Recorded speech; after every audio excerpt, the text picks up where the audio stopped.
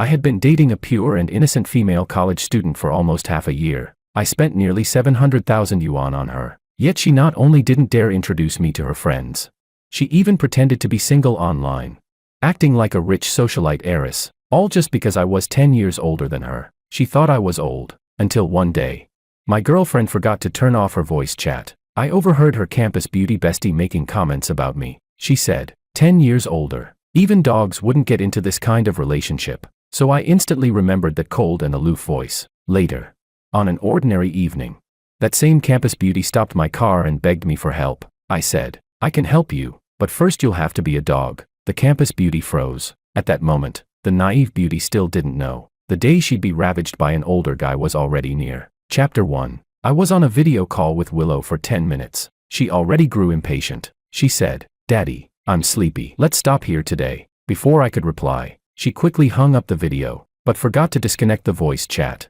I heard her talking to someone. Maria, hurry and log in. I found a game booster, a little bro who sends six-pack photos. Her roommate teased. Willow, if being in a relationship is this exhausting, why don't you just break up? Willow replied, that's just how he is. Even though we're clearly incompatible, he sticks to me like glue, like some shameless simp, and I can't shake him off no matter what. Nonsense. Clearly she was the one unwilling to break up, because she couldn't bear to lose my money. I poured myself a glass of wine and kept listening. Willow's roommate kept laughing at her. You refused to let us meet him. Did you find yourself some rich old guy? Willow didn't deny it. The game started. Willow invited the booster into the team. The booster was skilled at providing emotional value, constantly finding topics to make Willow laugh. Praising her sweet voice again and again, Willow laughed with joy and said she would tip the booster a chicken leg. Of course, using the allowance I gave her. After the match ended, the booster happily went off to bed. Once he logged out, the dorm's topic returned to me again. Someone suddenly said, Anna, what do you think? The other replied, think about what? She's asking what you think of Willow dating an older guy who's 10 years her senior. There was silence for 2 seconds. Then a cold, aloof voice rang out. 10 years older. Even dogs wouldn't get into this kind of relationship. Chapter 2. To be honest, I'm voice controlled. Back then, among so many college girls, I chose Willow simply because her voice was sweet. But right now, I was distracted. Anna, I remembered this person. Willow's roommate, said to be the campus beauty of their school, noble, aloof, and surrounded by endless suitors. Whenever Willow mentioned her, she could never hide the jealousy in her tone. Anna had excellent grades and outstanding looks. Wherever she went, she was the center of attention. Standing beside her, Willow was nothing but a foil. Yet Anna came from a poor family. Willow's pride wouldn't allow her to be overshadowed by someone poor. I hadn't expected Anna to be the owner of that cold, enticing voice, a voice I liked even more than Willow's. I imagined her moaning. It would surely sound better. I cut off the voice chat, already forming a plan. If my little girlfriend refused to behave, then I would simply switch. Chapter 3. I like dating college girls. First, because work keeps me busy, and I need some emotional value. Second, because they're young and pretty. The youth of their bodies is addictive, including Willow. I've dated 12 college girls. I could practically form a girl group out of them. I've never been stingy about spending money on these little sisters. During the past 6 months with Willow, I spent nearly 700,000 yuan. Her whole wardrobe of luxury brands, all bought by me. That money was crucial for her. It let her pose as a rich socialite on WeChat. And it earned her plenty of envy from classmates. But for me, it was just the cost of not buying another watch. I paid the money. She provided the companionship. Fair trade. What I hadn't expected was that the obedient Willow I saw in front of me despised me so much behind my back. That was fine. I was tired of her anyway. On the weekend, it was Willow's birthday. She held her birthday party at my villa. I didn't arrive until 9 in the evening. The party had been going for a while and was lively. Willow lost a game and was punished to do push-ups with a boy, but not ordinary push-ups. Willow lay beneath the boy, shyly covering her face. Each time he came down, he nearly kissed her. The whole room started chanting, "Kiss her, kiss her." Trash. Are you even man enough? A man can't admit he's not. Provoked, the boy lowered himself especially close on the final push-up. He was about to kiss her. That was the moment I opened the villa door and saw the scene. Chapter 4. Everyone fell silent. Curiosity fixed on me. Willow froze. The flush on her face gradually drained away. She pushed the boy aside and stammered, You, why are you here? I frowned and said, "This is my house. Why wouldn't I come?" She bit her lip. "Didn't you say you had to work overtime tonight?" I replied, "Overtime's finished. I came to celebrate your birthday." I dropped my coat and walked inside casually. Someone whispered, "Willow, isn't this house yours?" Another chimed in, "Yeah, you said your parents gave you this place." Willow pressed her lips together and guiltily said, He's my brother." I smiled, and didn't deny it. Chapter 5. College students usually don't have bad intentions. After Willow's words, they warmly made room for me. The girl beside Willow scolded her. "Willow, you never mentioned you had a brother before." Another girl whispered, "Yeah, Willow, why is your brother so handsome? Quick, introduce him to me." Willow rolled her eyes. "Seriously, I treat you as my bestie, and you want to become my sister-in-law?" A male classmate said, "Bro, there's an empty seat here. Do you smoke? Want a cigarette?" I waved my hand. "No need, thanks." After I sat down, I glanced at Anna. She didn't get along with Willow. Willow invited her today purely to show off. Anna was squeezed into a corner, not interacting with anyone. And she seemed uninterested in everything. I joined their king's game. And soon the king called my name. The king demanded that I choose one of the girls present for a safe kiss. A so-called safe kiss meant kissing for 10 seconds through a playing card. Willow looked at me, conflicted. She neither wanted to admit our relationship, nor did she want to see me choose another girl. As she hesitated endlessly, my gaze passed right over her, and landed on Anna. I smiled and said, "You then." Chapter 6. Willow suddenly stood up. She frowned and said, "No, you can't." I replied casually, "Why not?" She pouted willfully. "You can't choose her. I'll do the punishment with you." I gave her a look of disgust and said, "Willow, what are you talking about? You're my sister. How could we do something that gross?" Someone whispered, "Exactly. She's acting so weird. Don't tell me she's got a brother complex." Everyone chimed in, saying they couldn't accept that. I sneered inside, but pretended to be helpless. "No way, little sis. Mom and Dad would kill us." Willow's face twisted into a wonderful expression. After all, it was her lie. Now it was too late for her to explain. Anna stayed silent the whole time, until someone pushed her in front of me. The girl lifted her eyelids, her voice cold as she said, "You're not Willow's brother." She lowered her voice so only I could hear. "You're her boyfriend," I replied. "So you figured that out, smart girl." I smiled, meeting her gaze. Then I asked, "So, interested in getting to know each other?" Anna gave a soft, disdainful snort. "I'm not interested in older guys," I answered. "That's fine. What matters is, I'm interested in you." Anna was momentarily stunned. By then, I had already picked up the playing card and pressed it to her lips. Before she could react, I leaned in and kissed her. Chapter 7. Willow. From now on, Anna is your sister-in-law. After the game ended, everyone started teasing like that. Willow pressed her lips tightly together. Her gaze turned gloomy, darting back and forth between Anna and me. Then, as if in revenge, she deliberately acted very close to the guy doing push-ups. She even drank a cross-cupped wine with him. She thought this would make me bow my head. Too naive. Willow still didn't realize. In this relationship, she had no say at all. As soon as the birthday party was over, I directly told Willow we were breaking up. Willow flew into a rage out of shame. She snapped, "George, you did this on purpose tonight, didn't you? You knew I hate Anna the most." I shrugged and said, "You can play games with others, and I can play games with your roommate. Sounds fair to me." She shook her head and explained, "It's not like that. That guy is my senior. I've always had some social anxiety, and there were so many guys I didn't know at the party. He was afraid someone might take advantage of me, so he stepped up. He was just looking out for me. It's not what you think." I sneered. "Don't insult people who actually have social anxiety. Would someone with social anxiety host a party? Would they lie under a guy in front of everyone? Come on, have a little shame." Willow pressed her lips together and stayed silent. I coldly laughed. "Do you even think before you talk? Just looking out for you. Looking out so much that you were about to kiss him. So it's not that you were afraid someone might take advantage of you, it's just that you wanted the one taking advantage to be him." She bit her lip and said, "George, stop projecting your dirty thoughts onto my senior." Looking at Willow, I couldn't connect this girl with the obedient one she had been at the start. She hadn't suddenly turned bad. She had just hidden it well in the beginning. I said, "Then go ahead and let him keep looking after you." She asked, "What do you mean?" I replied, "It means we're breaking up." Willow froze for a second, then quickly laughed. She asked, "You're trying to threaten me with a breakup?" She gave a cold snort and said, "You know that doesn't work on me." I impatiently said, "Whether it works on you isn't my concern." Security. As soon as I spoke, several security guards rushed in and threw Willow out. I said, "You threw a party in my room without permission and made a mess. I won't hold you accountable this time, but if there's a next time, I'll call the police and take legal action." Willow bit her lip. "How dare you treat me like this?" I cut her off, speaking carelessly. "Do you know what happens when I call the police?" I continued.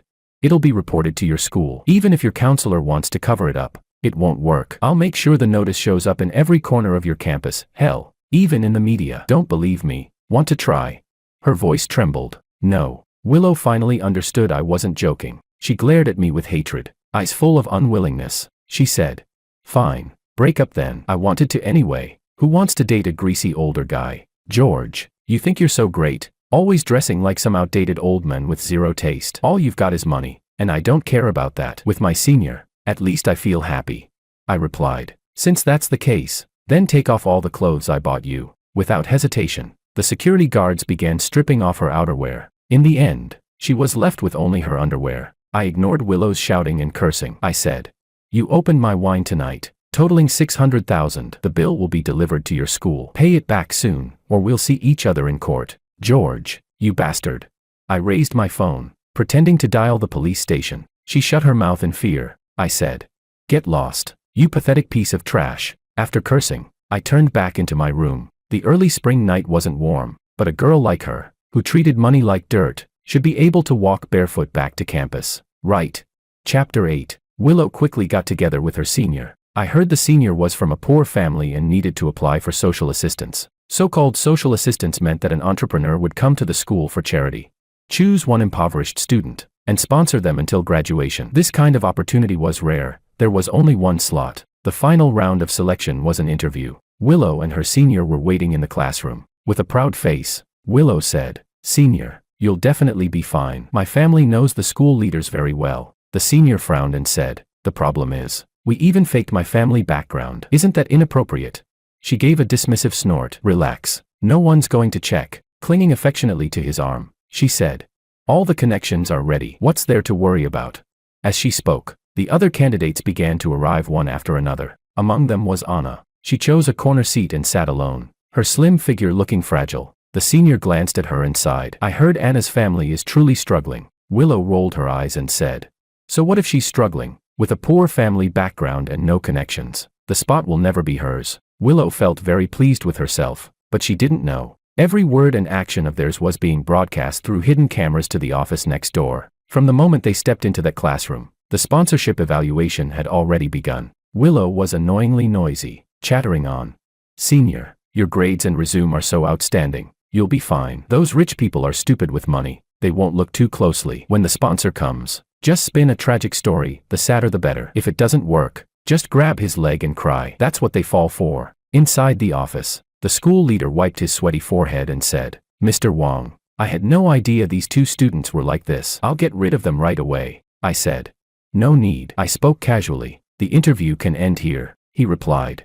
"All right, this way please." Back in the classroom, Willow was still busy giving her senior advice. The school leader pushed the door open and said, "The sponsor has arrived." Both of their eyes lit up instantly, staring at the doorway. I walked in under their expectant gaze. Chapter 9. This is Mr. George, a shareholder of the Wong Group. Willow's eyes widened. Earlier, I had only told her that I did business and had a bit of money. I never mentioned my ties with the Wong Group. Naturally, she never bothered to check online either. The senior looked dumbfounded. "Junior, so the connection you mentioned was your brother?"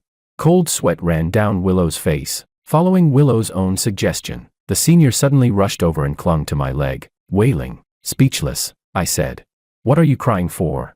He sobbed. "President Wong, my family is poor." Expressionless, I said, "Enough. Stop acting. The interview is already over." "Huh?" The senior froze, stammering, "Oh, over." I had the staff project onto the blackboard. Everything was replayed, including Willow's words. I said, "From the moment you stepped into this classroom, the interview had already begun." The school leader slammed the table in fury. He roared, "Any students who falsify their background to cheat for assistance, the school will hold them accountable. No leniency." The senior was stunned. A second later, he really cried this time, not acting. I announced the sponsorship recipient. It was a male student from the economics department. Everyone was surprised. By convention, social assistants usually prioritized female students, so many thought Anna was more suitable, but I knew this student's background very well. He had been falsely accused of sexual harassment. Netizens ruthlessly condemned him, and even after investigations cleared his name, many refused to let it go. As a result, his parents were repeatedly reported and lost their jobs, and his grandmother fell ill from the stress and was hospitalized. Meanwhile, the accuser disappeared comfortably. even gaining the chance to study abroad. Without my support, he would have had to drop out next semester, return home, and work to pay for his grandmother's treatment. I didn't want to see an innocent person sink into despair, isolated and helpless under online bullying. So, I wanted to help him rewrite his fate. I signed the sponsorship agreement with him. Then, I endured half an hour of the school leader's apologies. By the time everything was done, it was already evening. Just as I was about to leave, Anna suddenly stopped my car. She pressed her lips together and said, "The spot, won't you reconsider?" Chapter 10, she said, "I really need this chance. I beg you to reconsider." Anna clearly wasn't good at asking for help. Her gaze kept darting away, her hands clenched tight, her voice trembling with nerves. I shook my head. "The agreement is already signed. It can't be changed," she said. "I really don't have money right now." I sighed. "I know. Your mother is gravely ill." I had done background checks on everyone. Anna's story was heartbreaking too. She was from a single-parent family. Her mother raised her alone, never had a single good day, and then fell sick. Now, they couldn't even afford treatment. Anna said, "I've already spent all my tuition and scholarship on medical bills. If I don't get sponsorship, I'll have to drop out next semester." I sighed. "I feel sorry for you, but students like you number in the hundreds, if not thousands. I can't help everyone. I'm not capable of it." Over the years, I had been quietly doing charity work. I had already sponsored far more students than she could imagine. Anna lowered her eyes, hiding the embarrassment within them. She pressed her lips together and said, "At Willow's birthday party, you said you were interested in me." I shook my head, cutting her off. "No, that's not the same thing." She bit her lip hard. I said, "If there's nothing else, I'll be leaving." She said, "Wait." Anna suddenly clung to the car window, as if she had made up her mind. She said, "If you keep me, everything Willow could do, I can do too." Chapter 11. Anna came to my place. To ease her nervousness, I opened a bottle of wine for her. After a bit of alcohol, her courage grew. She was shy, her movements hesitant. I said, "It doesn't have to be like this." "Anna, have you never been in a relationship?" She answered softly, a little embarrassed. "No, this is my first time." I asked, "Didn't you say whatever Willow could do, you could do too?" Stung by my words, she fell silent and focused instead, determined not to back down. Seeing her lack of experience, I spoke with patience. "I'll show you how." At first, she was awkward, but Anna was quick to learn. Her innocence soon gave way to a natural rhythm that surprised me. I almost lost control, so I slowed things down and pulled her closer. She lowered her gaze, a faint smile appearing on her lips, and whispered, "Older guy, have you and Willow ever been here before?" I shook my head, not understanding her meaning. That answer, however, seemed to satisfy her. Her voice, soft and breathless, became something I couldn't get enough of. By the time morning came, Anna finally let me rest. When I woke, she was still by my side. I asked, "Why didn't you go back to school?" She huffed lightly. "You still haven't given me an answer." I frowned. "What answer?" The alcohol had worn off, and Anna had returned to her usual cool and composed self, though her lowered eyes still revealed a trace of shyness. She asked, "Did I pass?" I said, "You passed." When I got out of bed, my legs still felt weak. I dated more than a dozen college girls, but Anna was the rare one who could truly match me. I said, "I'll cover your mother's medical bills, your tuition, and your living expenses. This afternoon I'll arrange for your mother to be transferred to a private hospital, into a VIP ward," she said softly. "Thank you," I replied. "No need for thanks. The more effort you give, the more reward you'll receive." Anna began to think about the meaning of this sentence. As she said she understood, she tied up her hair and squatted down again. Chapter 12. I had spent some time with Anna. Unexpectedly, we got along really well. We were like friends who should have met long ago. Anna's attitude toward me changed from guarded to trusting. She often suffered from insomnia in the dormitory, yet by my side, she could fall into a peaceful, steady sleep. The matter of Willow and the senior forging a fake background spread across the entire campus. On the day of the interview, the classroom was packed with people. It was impossible for them not to draw attention. Rumor had it that the two had fallen out. The senior accused Willow of coming up with the bad idea, saying she was a jinx, and that he wouldn't have done it if she hadn't pushed him. And Willow became the public target, isolated and excluded by everyone at school. Both of them received disciplinary records that would stay on file for life. Willow still owed me money for drinks and had no choice but to sell off the things I'd once bought for her. Anna told me all this while I was applying medicine on her. Willow, furious and incompetent, blamed everything on Anna. She even slapped her. As I dabbed on the medicine, I said indignantly, "This isn't over. I have to call the police and get her arrested." Anna pressed her lips together and said, "Call the police? That's not necessary." I'm not badly hurt, I frowned. It has nothing to do with how serious it is. I just can't swallow this anger.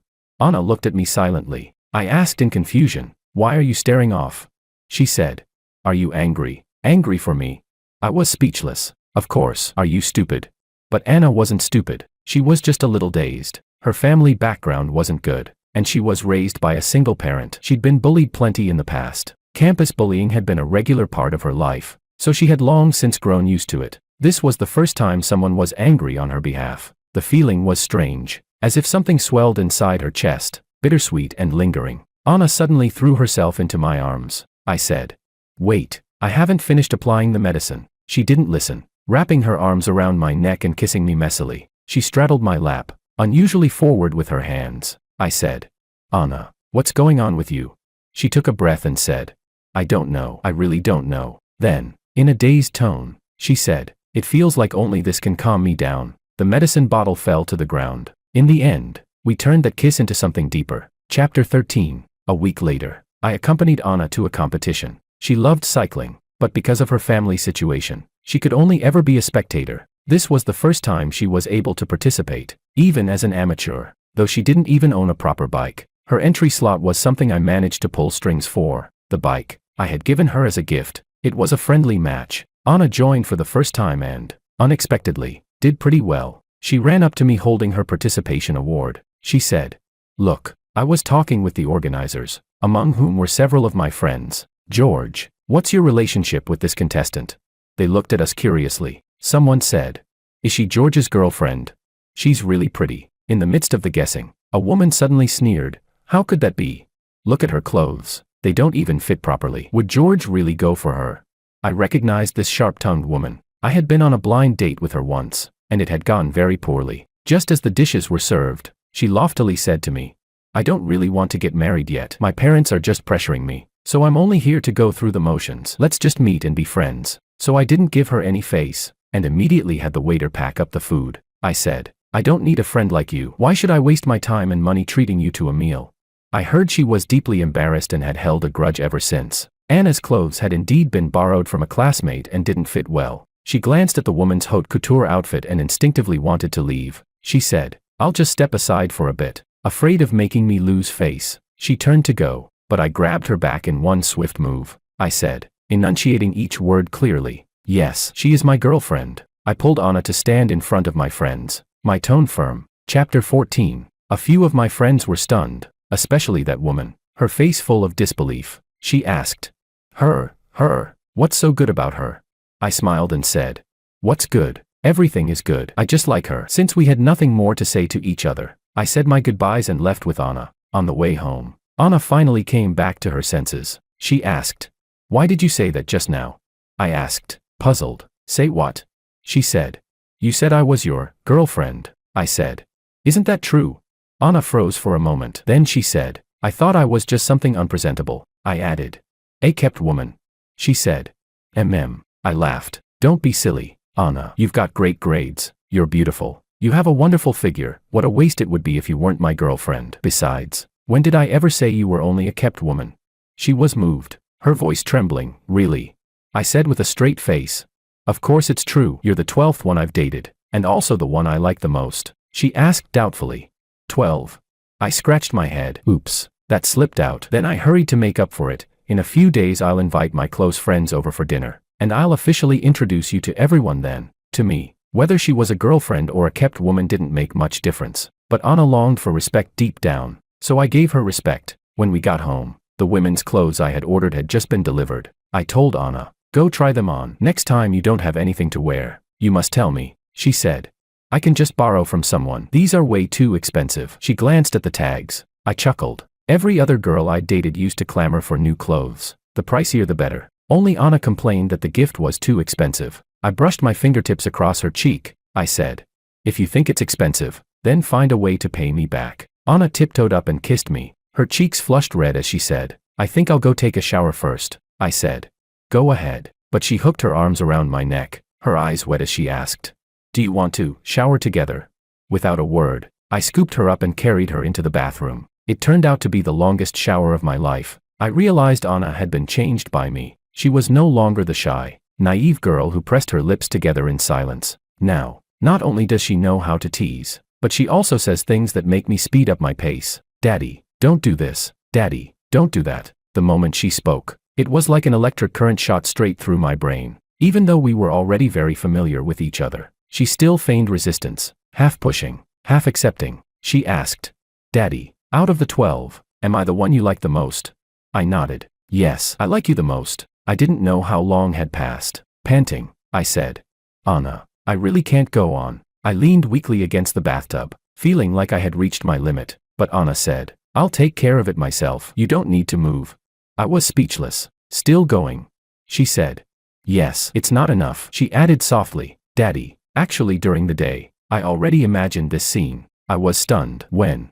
She said, When I reached the finish line and saw you waiting for me. Anna's voice was very low, very gentle. She said, I didn't win a ranking, but you were truly happy for me in that moment. Looking at you, I felt something strange swelling inside my heart. She said, I wanted to give you everything of mine. With that, she lowered her head shyly. I cupped her chin, swallowing her sobs and joy whole. Chapter 15. Anna herself didn't know what exactly she meant by those words. It wasn't quite a confession, but it was even more than a confession. At first, she only saw George as a boss. She never thought about dating him. She had assumed it would be difficult, but the first time they spent the night together, she was shocked to feel the changes inside her heart and body. She didn't need to deliberately please him. She simply drowned in the sea of desire. The way she couldn't get enough of him wasn't an act. She liked his reckless and unrestrained side, and also liked seeing him calm, composed, and confident. Anna didn't realize it, but she just happened to like the older guy type. Or maybe her true nature had always been buried,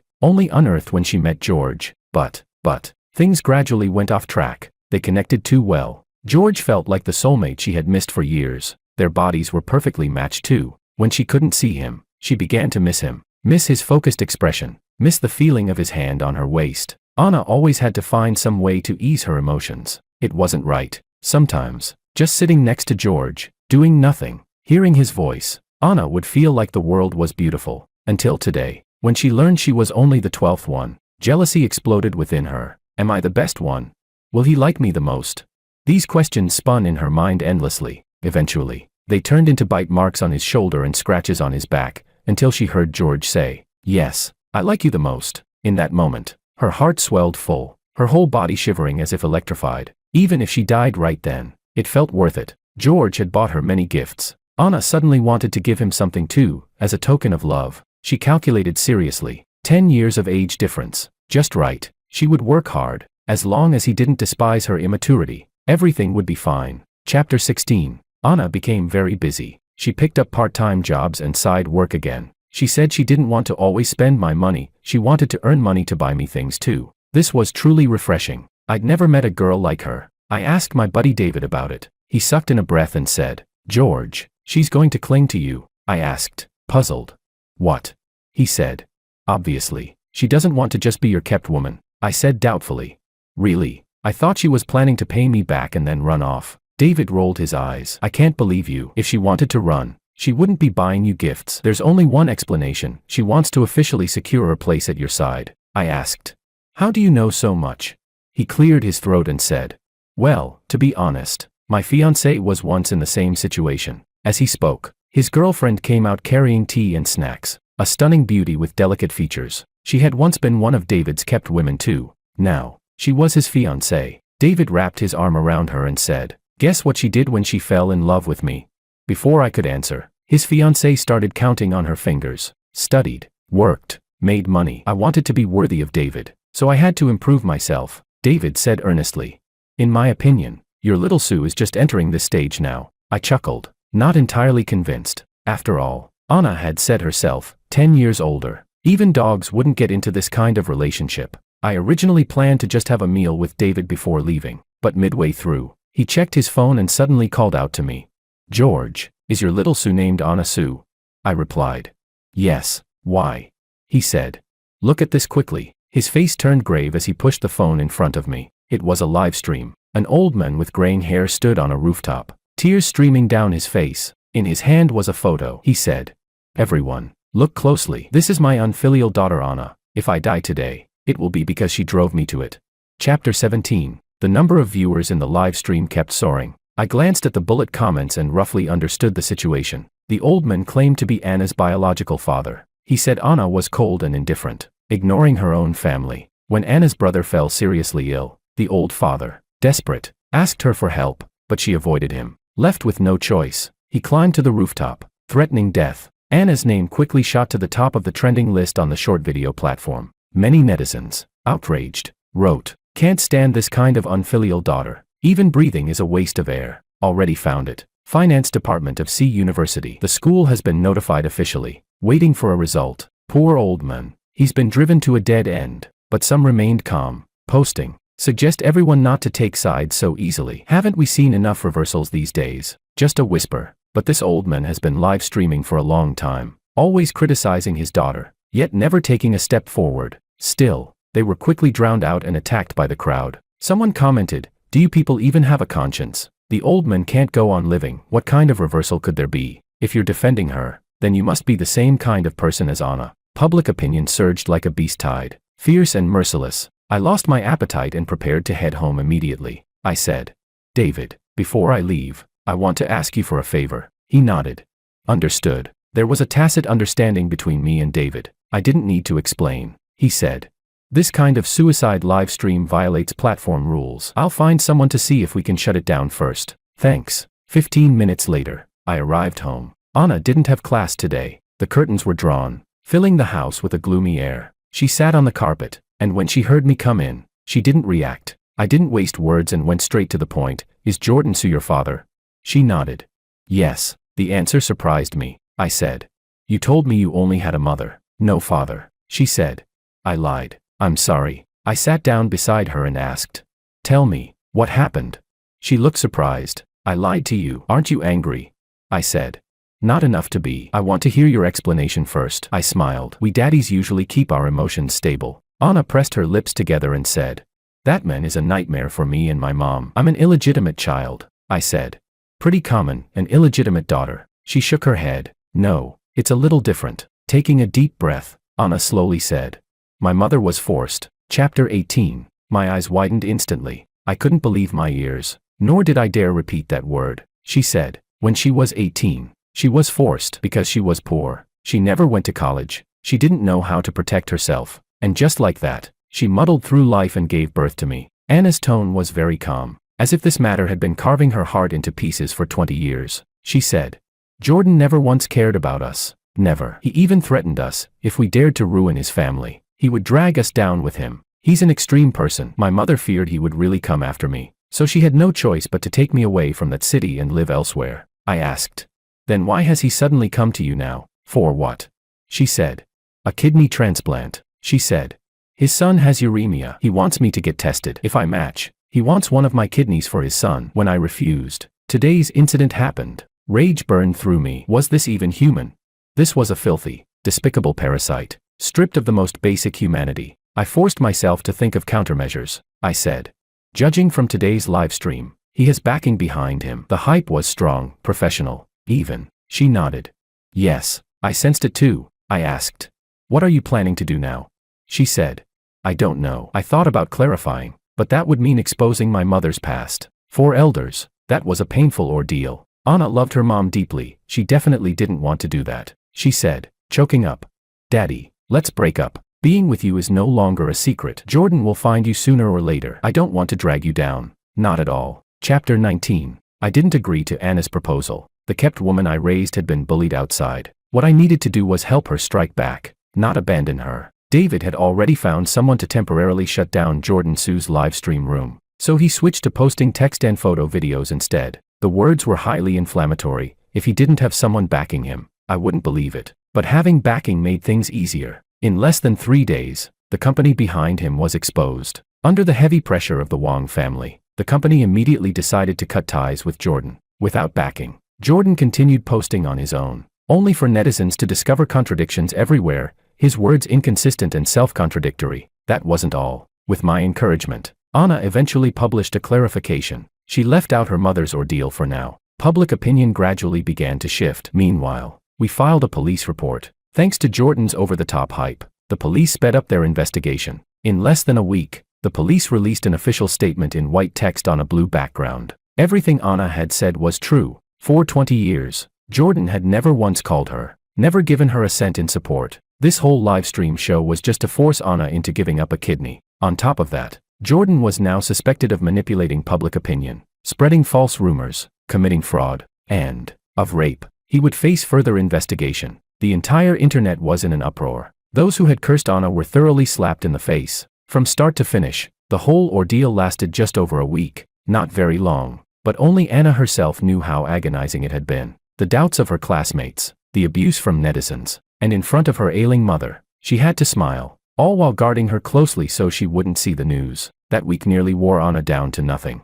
On the evening when the police statement came out, Anna finally set down her burden. Chapter 20. But none of us expected it. This matter was still not over. Jordan was temporarily detained by the police. His son's hope for a kidney transplant was gone. On Friday night, Anna was working at the restaurant. An uninvited guest arrived. That woman ordered a pot of soup. When Anna brought the soup over, she asked, "Are you Anna?"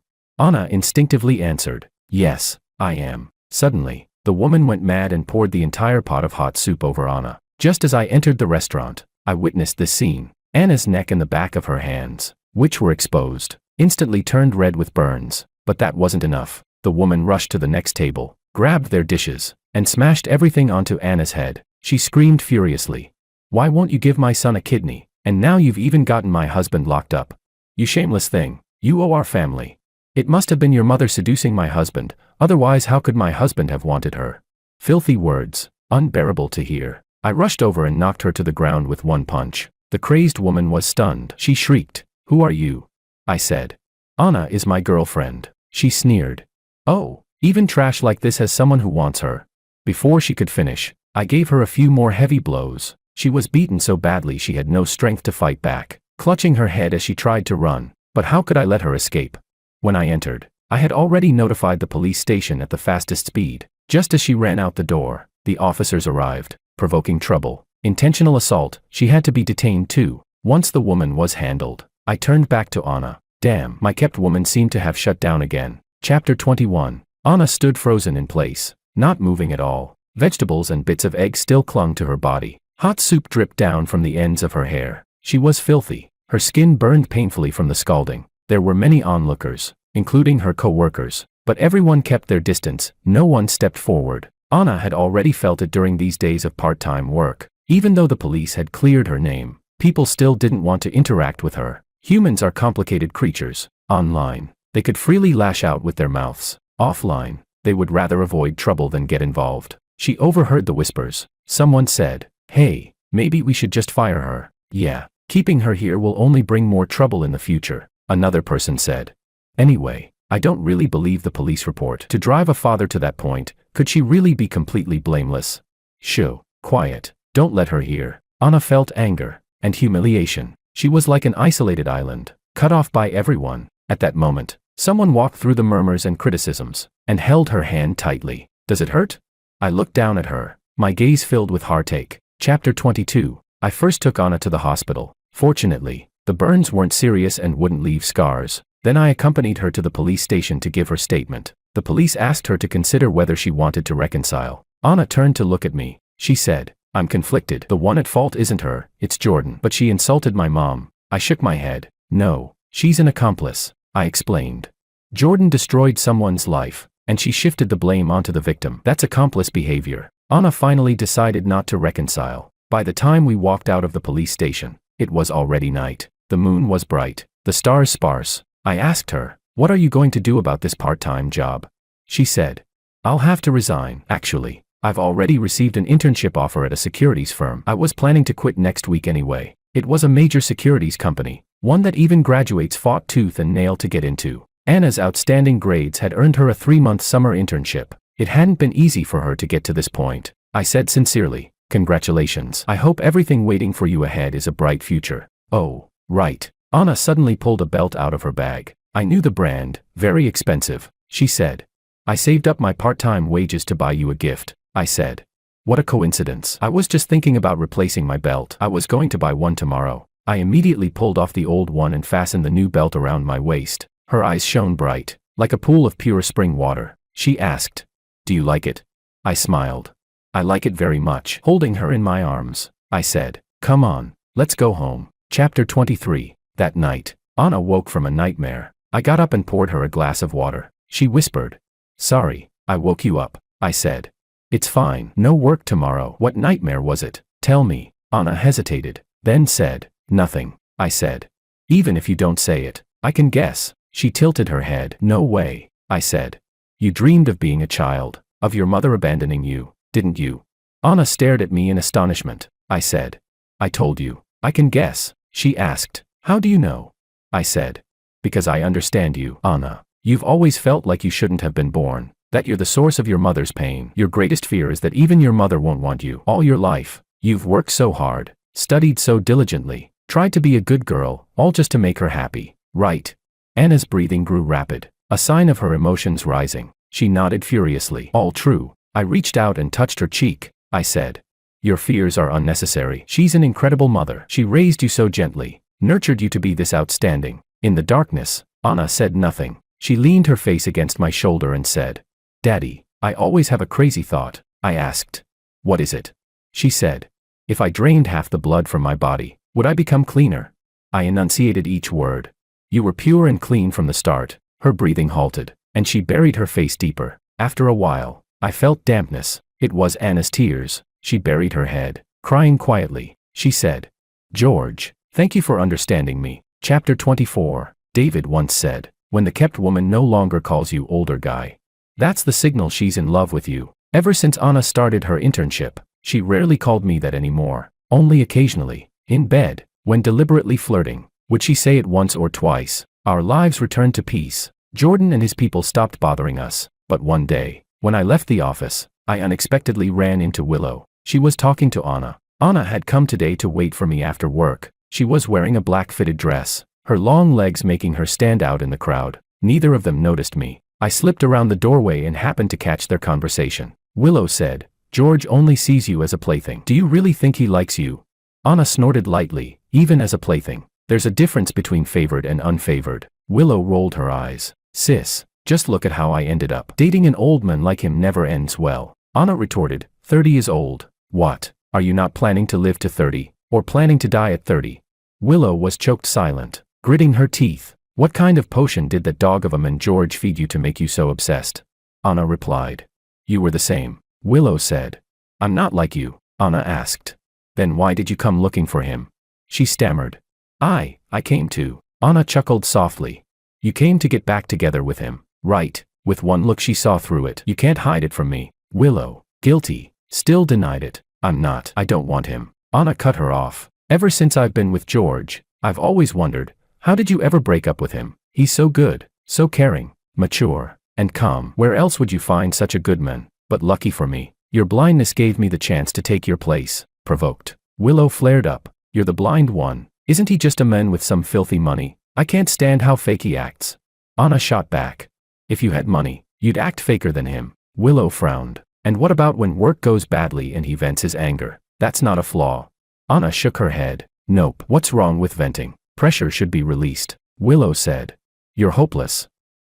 He also always wants to do that thing anytime, anywhere, like a lunatic. Realizing she shouldn't have said that, Willow stopped talking. Anna suddenly sneered. On the contrary, I think he has it tough. Needing to release is normal, and I enjoy it. I'm more than willing to cooperate. You don't understand what true harmony between partners means. So stop blaming others. Willow was about to explode with rage. She shouted.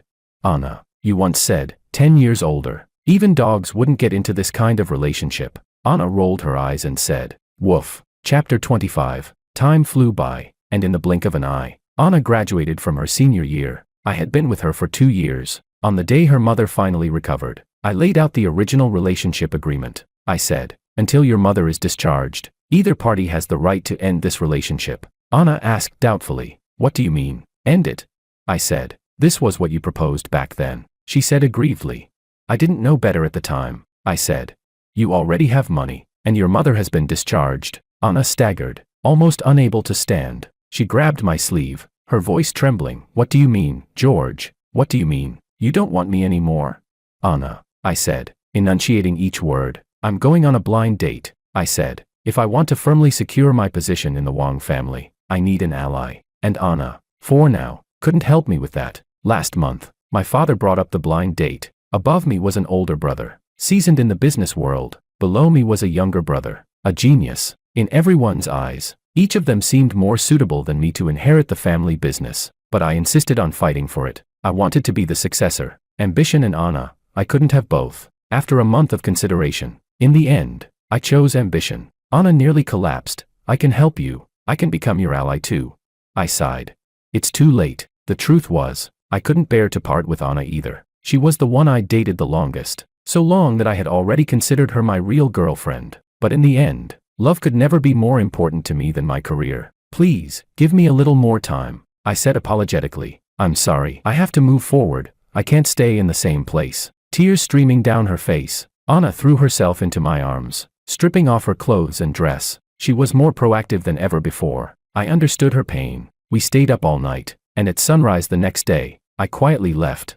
Blind dates were nothing but games, exchanges of resources. Every meal with my blind date was filled with toasts and negotiations. Only interests, never romance. The cooperation was finalized. I married hastily. Don't be surprised. Since I chose ambition, I had to bear everything that came with it. On my wedding day, someone said Anna had shown up. I didn't see her, though I thought I caught a glimpse of her back. In the 6 months since we parted, she had grown rapidly, like the roots of a great tree, frantically absorbing nutrients, building her own career. She grew faster than anyone expected. Half a year after the marriage, I became the largest shareholder of the Wang family. But with my wife, I still had little to say. I knew she was scheming against me. Since our marriage was built on interests, it wasn't surprising she plotted. If she had been restrained, I would have pretended not to notice, but she was too greedy. She even wanted a share of what I held. Didn't she understand? If not for that share, I would never have married her. She wasn't even worth a single finger of Anna's. Why was I thinking of Anna again?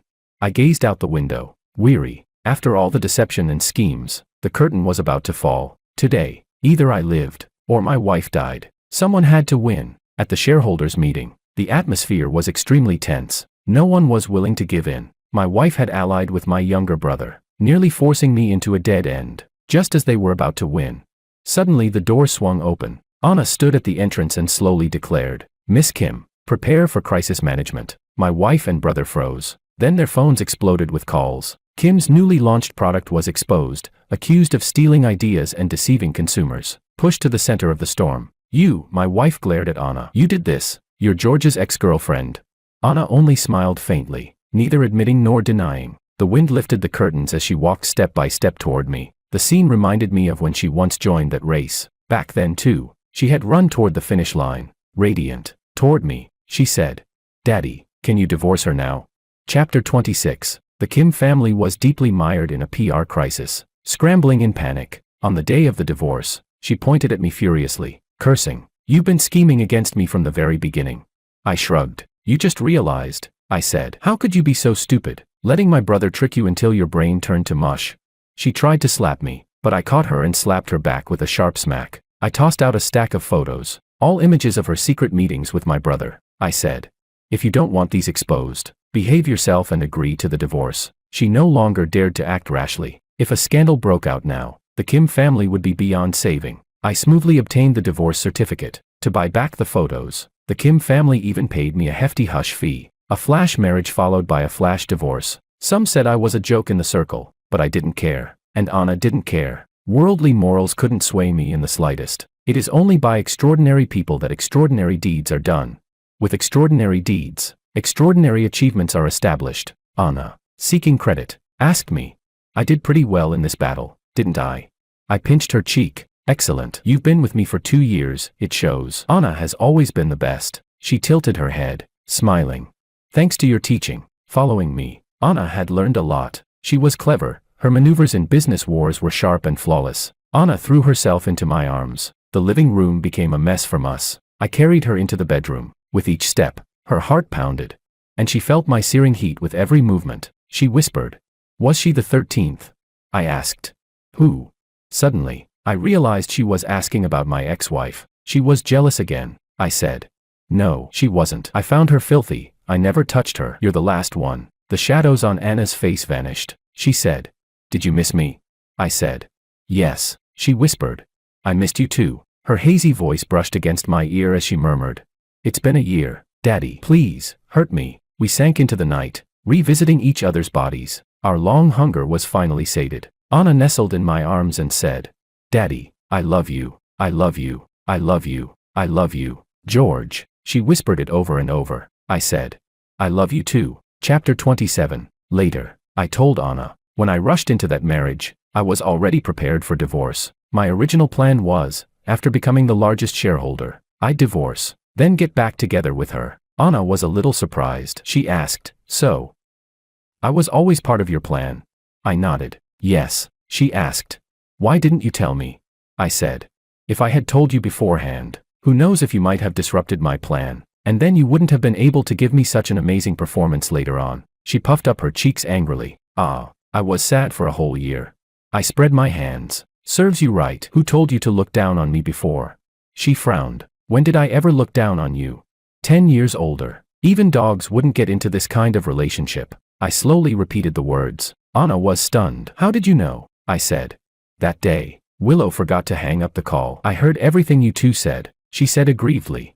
"I was wrong, actually. I only said that to mock Willow. I couldn't stand her, having a boyfriend but still flirting with a gaming booster. It really wasn't aimed at you." I smiled. "I know. It's all in the past." At first, because of that remark, I didn't think well of Anna. When I first approached her, I really did intend to play and then toss her aside. But after deeper contact, I realized she wasn't like that. She deserved to be treated sincerely. Anna answered. "What is it?"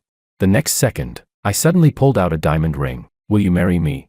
She was shocked. "Have you really thought this through? Our families are mismatched. Won't it affect your position in the Wang family?" I smiled. "I've thought it through long ago. None of that matters." I kissed the back of her hand and said, "Anna, please let me love you forever." She accepted my ring. The sunset was beautiful that day, just like the day she once ran toward me. With a bright smile, she said, "Yes,